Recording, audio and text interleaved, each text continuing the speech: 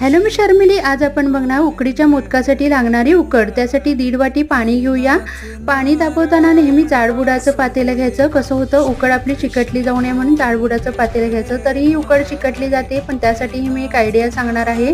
त्यानंतर आपण ह्यामध्ये पीठ शिजवण्यासाठी म्हणून 1 चमचाभर तूप घेतलं आहे, साखर घेतली आहे आणि चवीनुसार मीठ घेतलं आहे. साखर आणि आपण तूप ह्यासाठी घेतलं आहे, तुपामुळे आपल्या उकडीला छान असा मऊपणा येणार आहे. आणि साखर ह्या करता की मोदक जेव्हा आपण उकडतो त्यानंतर त्याला एकदम छान असा तुकतुकीतपणा येतो. पीठ एकदम छान मळून झालं आहे आणि एकदम मऊसूतही झालं आहे.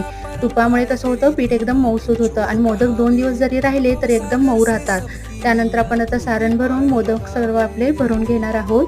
आणि मी हळदीच्या पानामध्ये उकडणार आहे. हळदीच्या पानामध्ये उकडल्यामुळे काय होतं, त्यांना मोदकांना वासही छान येतो आणि हळदीचा वास हा खूपच छान असतो. त्यानंतर आता आपले मोदक उकडून घ्या. जास्त वेळ उकळायला लागणार नाही. कशी वाटली रेसिपी? तर चॅनलला नवीन असेल तर सबस्क्राईब करा विसरू नका. यंदाच्या